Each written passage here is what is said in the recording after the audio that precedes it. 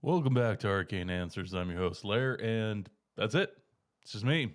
Uh, I'm doing a little intro here for a listener's story they sent in, and it's fantastic. I hope that you guys enjoy. All right. We are coming to you live from the Haynesville Woods. Um, and, a place that is very spooky. I think everyone's got a Haynesville story. And if not, I think they're curious to hear one.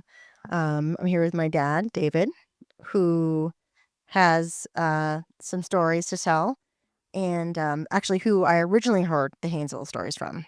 Actually, I don't know if you know this, Dad, but the very first time I heard stories other than the Hoof Man story, which I hope you're going to share with us, I went to Bar Harbor and on a sixth grade field trip.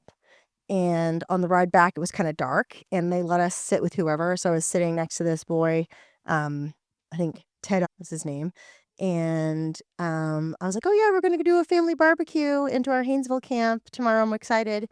He goes, "Haynesville Woods." He goes, "That place is haunted." And I was like, I'm like, yeah. I mean, my dad's told us about the Hoofman, but he's kind of like a gentle Smokey the Bear kind of character.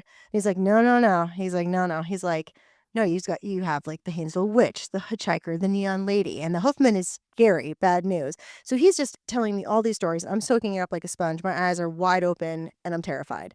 Cut to the next day. We have a family barbecue in here. It's sunny, nice little afternoon, and I ride back. I'm getting a ride out with the grandparents, and it's Wilson grandparents and Calnan grandparents, Phil and Edry, and we get a flat tire at the bridge. And they did not have the right tool to change the flat tire, and cell phones were not a thing. This is like early 90s, late 80s. And Grammy Cheryl, who at the time we were probably like each other's favorite humans, and she looked at me with tears in her eyes. She's like, "No one else can make the walk back into camp to get help, Kitty. You have to go." And I'm like, and I was just like, okay. I'm like, okay, I have to do this. And so I turned around, and my head and my heart are filled with every horrible thing I just heard the night before. And I was like, I've got to do this. And I'm like, okay. And so I picked up a stick and started sprinting. And I would have told you I ran for like a flat mile. I probably made it 100 yards before I was completely gassed and could not run anymore. But I would see like bits of flagging tape go by me, and I'm like, oh my God, it's the neon lady. And I think at one point, just probably just before our camp, I saw like a deer down on the river drinking water. I was like, oh, the deer can peacefully exist here. Like, I guess I can too. And I finally got back to camp. You were here probably trying to wrap up a project. And I was like, Dad, oh my God, like there's a flat tire at the bridge. He's like, is everybody, Mom's like, is everybody okay? I'm like, probably assuming someone's like had like a cardiac event. And I was like, no, no, we're fine. We just don't have the right tool. And you're like, what do you need? I'm like, I can't remember. And you're like, God, and you then took your truck. I think you had your Ford back then. So maybe this is when you were still had your own company. And then you went out to the bridge and changed the tire. But that was my big, big event on the heels of just learning all of the lore. I don't know if you have a memory of that day or not, but Well, I remember that happened, but if you're asking me about the story of the Hook Man in Haynesville, is that yeah. So I guess with that long intro, can you please tell me the original story? story? Or well, anyway, yeah. Well, it's interesting because the Hoof Man in Haynesville that really happened very close to here because we are in Township 3, Range 3, and we are situated on the east branch of the Mattawamkeag River, and we are just south of where Skiddycook Brook dumps in, and just north of Beaver Brook, where that dumps in. And on the confluence of the east branch of the Mattawamkeag Beaver Brook is an old woods camp called the Raven. Now, this centers about this camp because all around this Raven for years, people have been hearing strange howls in the woods that weren't remnants of a bobcat or a coyote or a bear or anything like that. Just a strange howl that would occur every now and again at night. Well, one particular around Thanksgiving, this was quite a few years ago, there was a group of hunters that were at the Raven, and it was a very snowy night, and all the hunters had come in early because of the storm, and so they were in there. They were getting some ready. They heard this knock on the door, And so they answered it, and they couldn't imagine who would be out, thinking another hunter lost or something like that in the storm. So they opened the door, and when they opened the door, there was a figure, sort of tall, gangly looking, with sort of a sullen face. And but the interesting thing that came in is his face and cheeks were sort of covered with blood, and his hands were covered with blood. And he came in, and he was just sort of mumbling on and wondering about where he was and was he lost and what a terrible storm it was. And what can they said, well, can we help you? Is there anything we do? No, I know I think I'm fine. I think I should be fine. But he says, would you have a drink of water? So they gave him a drink of water, and he says, well, good. He says, I think I'll be on my way now. And so he closed the door and went out, and the storm kind of subsided, and they wasn't going any more than 10, 15 minutes, and they heard an awful howl again. And they wondered what that howl was. So they went out and looked out, and they looked around, and he wasn't anywhere to be found. There was just the tracks leading out in the fresh snow. And they looked down, and they were odd because there were no footprints, there were only hoof prints. And that was that. They thought that was, of course, odd. But then the next day, a warden came along and was wondering if they'd seen a lost hunter, because one didn't return back to the camp the day before, and they were looking for him. And to this day, that man was never found. Oh, So that's that's the fun. I will also say you told me this story as a kid, right? And I was very nervous about it. I was nervous about coming in here because I was so scared. And you're like, oh, he's actually a pretty nice guy. I've met him actually. And I was like, you've met him? You're like, yes. And you told me I am an excellent forester.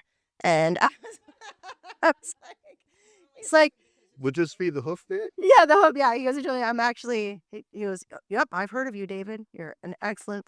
You're an excellent. You do an excellent job taking care of the woods. Keep up the good work. Very good. That is. Thank you, Dad, for sharing that. And I'm sure he's still out there. I'm sure. Yeah. Good luck going to the outhouse tonight, anybody. Thank you, Dad. Okay, so up next we have kind of something special, and my mom, Maureen, has I guess penned a poem, original piece of work from the perspective of all these hunting camp experiences, kind of being in the wings, watching all of this go down. Not so much the Hoof Man thing, but just like the idea of being into hunting camps. And it's called Rutting season, correct? Well, Haynesville has always been very dear to us because a lot of our high school, college years, we spent all our time off roads in the woods and stayed safe in there and had a lot of fun. And the Wilsons had a camp going in. What do we call it? Skiddercook Road? What's the name of the road that goes into the first camp you guys had? Oh, Beaver Brook Road. Beaver Brook Road, right. Yes, okay. And we would often go in there, bunches of us, and just, build big stews and have fun and everything. But the next camp we went into was Ward's House. What are their names in there that owned the Skiddercook camp? Warden Howe. Okay, thank you, from Jim in the corner. But we'd go in there and have just as much fun. We just had a lot of fun. And this is the first time for Kate to hear this, but I think you were actually invented in the Skiddercook Bun Crew. Yeah, I'm a what they call a New Year's Eve baby, which is disgusting, but it's it's biology. It happens. That being said, Yeah. that I know you might have to X that out. No, So no, it's all right. I mean, but I'm building, why I wrote the poem Rutting Season. And back when we lived in town, married for several years, and Dave had a group of men that climbed the mountain, and usually in February, climbed Mount Katahdin. And so they had a meeting out in the kitchen, and the doors closed. I was out in the office on the porch, and I was typing up creating this poem, Rutting Season. So when I finished part one, I went out, and they were just kind of talking lightly and stuff, and I opened the door, and I said, hey, I got something I want to read to you. And so I read it, and they were very, really good audience because they're probably sitting there having a couple beers anyway, but they really liked it. So a few years later, I wrote part two, which is more sentimental, and you'll hear it in just a minute. But the thing that spurred me on to getting my poem published is my father passed in 2006. And I thought, man, if you want to do something, and I'd always wanted to be published in a big magazine. It was on my list of things to do in my life. But I was thinking Red Book, Cosmopolitan. I was going big. So I pulled up this poem and I thought, here it is. It's kind of hunting season right now, and so I started writing letters to the editors around online, and I mailed envelopes with my poem in it. And I do have an intro that I'd like to share with you because I think it's as important as the poem itself when it comes to sentiment. My intro to the editors was this: hunting camps in northern Maine must be physically like others across the country. Our hunting camps in Aroostook County may be unique to the characters housed within. Dear editor, while checking sites to submit my writing on Rutting Season 2, I found many views of hunting camps. I noted one that is holding a contest for stewardship. It delineated perhaps ideal camps with its rules of conscious ecological use of land, types of camps, and facilities. I truly believe hunting camps may have all those effects, but the real camp is the atmosphere created by the characters that are seasonally housed within. I have spent much time tucked away in corners of friends' camps in northern Maine. I cherish the men that I have been privileged to meet. What characters they are indeed, and each with their own set of stories, memories, and witticisms. One particular camp stands out above others, and is referred to as the Skiddacook Tea Room. In honor of those characters, I wrote this poem describing the time of year that men are called to the hunt. After creating the somewhat rowdy first page, I realized I had left out the true spirit of nights in camp with those men. I have read these pages aloud at seasonal gatherings, at wakes for those friends, and in the kitchens of the men I write about. Each is pleased, amused, and touched to hear their camp life recorded in line. I am in hopes that this can be shared with many readers who will see the characters of their grandfathers, fathers, uncles, and friends from their hunting camps as well. I seek no monetary gain, just the pleasure of sharing what is dear to me.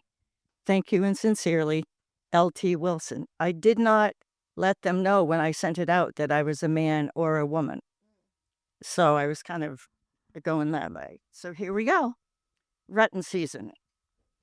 Alas, 'tis time for mortal men to beller and drink, we fear. The air is sharp, hauled in their lungs, and all their piss runs clear. They shout and sing and belch their drinks, stumble round in frozen ruts, call down the moon, push all about, and scratch their hairy butts. Now if you're sane, you will not go where men in rutting season gather, for only fools and desperate whores would venture near that slather. 'Tis not the sound that tears you up, nor fear of limb or virtue, but rather 'tis the smell at dawn that sure as hell will hurt you. So stay away or join right in. Just know there is no reason. Your very life is in your hands with men in rutting season. Part 2.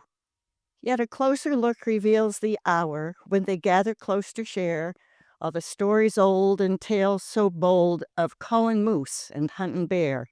Cocktails flow and fresh meat sizzles as a well-known story grows. The smoke curls low and wafts about, all hope for a track in snow. Cards snap out as dealt around an eager hand of poker, while others stand and listen well to another real-life joker. That's you, Dave. He does a step and struts about, you're guaranteed a show. Though he's told this one a dozen times, not one gets up to go. He bends real low and gives that call. The whole damn camp is wondering if maybe this time Gagnon will have 100 moose come running. The stories of old, the stories of war told by the old, and tales of hunters gone. With rolling laughter and tear-filled eyes, they talk until the dawn. Now I have sat amongst these men, and real friendship is the reason. These men gladly leave it all behind to bond in Rutting season. So if you've love of man and beast and can tell a tale or two, come tip your cup and linger near, for this is the best you'll do. Leave the women home, kiss the children dear, and say how you hate to leave 'em, then run like hell to the hunting camps and savor Rutting season. Thank you, Mom. Thank you. And the finale of that is it was published by a hunting magazine, hunting fishing magazine, and it was sent out all across the United States in paper form as well as Canada, and also online across all of the United States and Canada. So Whoa. I was really pleased. That's wonderful. And thank you so much for sharing that. Thank you. All right. Well, I know that's a tough act to follow. Does anybody else have anything spooky they want to share? Spookiest thing that happened to them? Does anybody have anybody actually do a story that was in the poem that she made? The Gagnon? Yeah, the Guignol. That is Gagnon right there. As Dad's the champion moose caller. I'm pointing at my father, dude. Who is the Gagnon and the one? Perhaps another. Another time. Leave him one. All right. Thank you so much, guys. Signing off from the Haynesville Woods.